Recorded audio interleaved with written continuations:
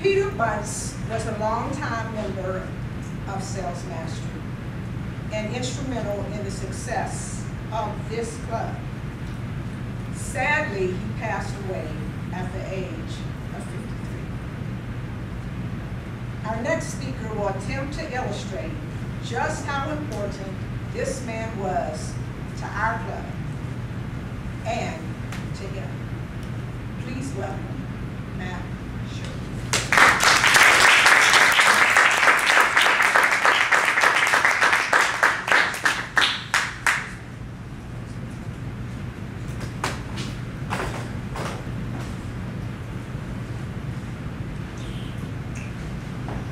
Peter Bunce, DTM, Distinguished Toastmaster.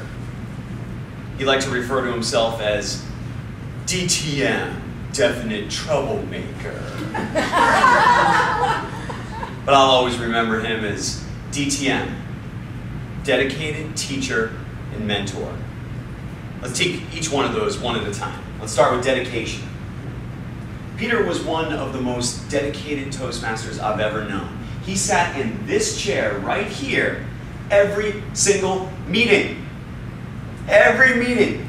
He was in this club for 20 years, and I'm almost certain he had a near perfect attendance. Every single meeting. Now, mind you, that was while he was in about 4 or 5 other clubs at the same time. Okay? This guy started clubs. He kept clubs afloat. He nursed ailing clubs back to health. He was the most dedicated Toastmaster I've ever seen. And whatever you put into this organization, you get back tenfold. So Peter amassed this incredible collection of awards and accolades. Now, I mentioned he was a DTM, but he was a DTM twice. You know how hard it is the first time? He was twice and almost a third time. Okay? Company Communicator Award, what Leanne got here tonight? Yeah, he got 53 of those that I know of. That's 10 speeches. Pretty awesome, huh? Peter once gave a speech entitled, "Too Many Awards to Fit in a Single Drawer." Peter came up here with a stack of awards and certificates, and he would go through them. He'd say, "Oh, another Competent Communicator Award, 1997, and he would throw it behind him. Outstanding Area Governor of the Year, 1994, and throw it behind him. Humility was not always Peter's strong suit, okay? But here's the thing, he was proud of his accomplishments. As well he should have been. This guy was a recruiting machine for this district. Almost every year he would win the most members recruited. Most people signed up. He was in like 4 or 5 clubs, so this guy was just bringing them in, and he loved to do that. And one of his famous quotes was, "Hey Peter, how many people did you bring into the district this year?" "Not enough." "Not enough, Matthew." Dedication for you. Let's talk about Peter Bunce, the teacher. Because that's what he did, right? That was his trade. Peter was a teacher.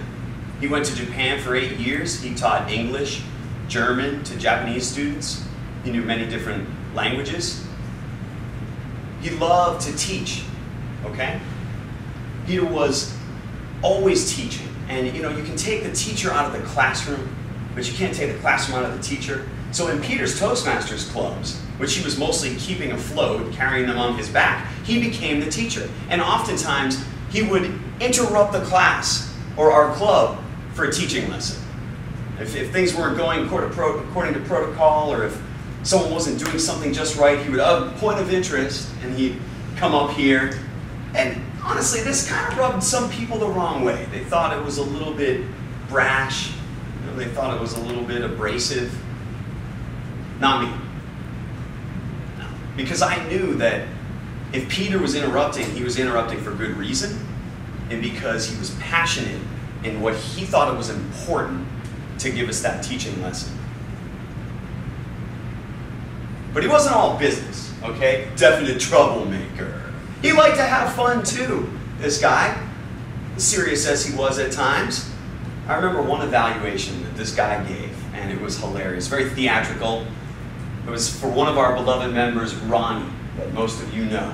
And Ronnie was a sensational speaker. She gave a great speech, and Peter came up here with his notes, and he collapsed to the floor.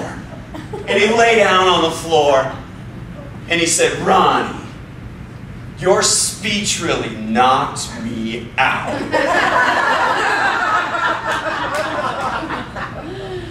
And he went on and he gave the rest of his evaluation from the floor. And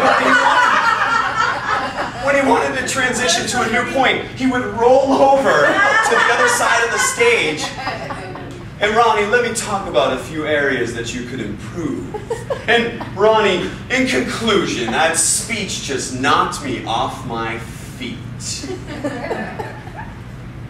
See, Peter was trying to teach us that this thing doesn't have to be so formal. We got a lot of pomp and circumstance in here, but it can be unorthodox, and it should be fun. You should be having fun when you're up here on stage. And that's what Peter did. He had fun in Toastmasters, and he never turned down an opportunity to teach. Whenever the district asked him to give an officer's training, judge's training, or a new member orientation, it didn't matter what it was, Peter took that opportunity, and he loved it. Absolutely loved it. He was a damn good teacher, Peter Bunce. He was an incredible mentor. Incredible mentor. He was my first mentor in Toastmasters. And I remember the very first email that I sent to him. I actually reread it. I have it, February 2010. And I sent it to him, and within 12 hours, he responded to me with a very thoughtful and meaningful response. I had written a really long email. I was in a really tough point in my life. And it was so meaningful and thoughtful. It wasn't a form letter. Okay, for a guy who recruits as many people as he did, he could have wrote me a form letter. No, it was very thoughtful. And that's just how Peter was. If you sent him an email asking him a question about Toastmasters, he would send you back a dissertation on the subject. 2 to 3 pages worth of information, because he cared so much. And if you showed interest, he would show that much interest back. He was mentoring a kid named Jordan Bickelman, who was in one of his other clubs. And one time Peter wrote him an email, and Jordan was a young kid. He wanted to be an artist and an animator. And Peter CC'd me on an email with him. "Dear Jordan, I took the liberty of making a list of all the audio-visual companies and all the art and animation studios in the San Fernando Valley area and the greater Los Angeles area. I thought this might help you in your job search. And I've CC'd a good friend of mine and a fellow Toastmaster, Matthew Sherwood. I thought you guys might get along and talk shop. Yours fondly, Peter Bunce." He consistently went out of his way to help people and to mentor people. It's what type of person that he was. Always an incredible mentor. We would go to dinner sometimes after the club meetings, right? He and I would go to Fuddruckers, have a burger, have a little mentor session, he and I. And I'd ask him questions. Like, "Hey Peter, how do you give a persuasive speech?" And he would go, "Matthew, I met Georgia when I was 6 years old, and she was the most beautiful girl I ever saw in my life. She looked like a Georgia peach." And I'm like, I would get frustrated because he would tell these long-winded stories that had nothing to do with what I had asked about. And at the end of this story, I'd be like, "Okay, Peter, so hey, real quick, hey, about that persuasive speech thing." And he'd say, "Matthew, keep the main thing the main thing." Okay, all right. And so I'd go home that night and I'd be like frustrated. What is this guy on? I don't get it. But then I'd be lying in bed that night and I would think about the story he told me. The main thing, and it would all make sense. You see, Peter, he was operating on a different level than most of us because this guy was highly intelligent. He was extremely bright. He graduated high school early at the age of 17, got his first degree at 19. okay? This guy was like an encyclopedia of quotes and knowledge. He said to me one time, you know, Matthew, I think I could write the book on Toastmasters and how to become a great Toastmaster. But I don't know who would buy it. Oh, I would, Peter. A lot of people didn't really understand Peter Bunce because he was very eccentric and he was very intelligent, but if you took the time to get to know him, you'd be able to understand him and realize that he could be the most awesome mentor you could ever want. Peter moved to China 2 years ago, and he gave me this gavel. He wanted me to have it. And he said, you know, there's a certain way to use this thing, okay? He taught me the proper way to use it. Most people think, oh, it's a gavel, right? Order, all right, bang, bang, bang, bang, bang. That's not how you do it. There's a way. That's sloppy, right? It's not very dignified. There's one vigorous strike of the gavel, and that gets the assembly's attention.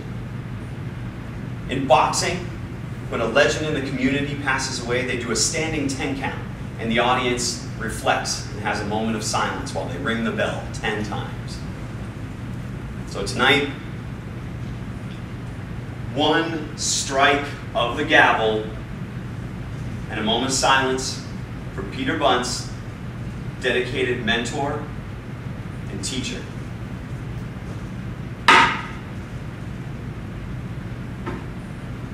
Madam Toastmaster.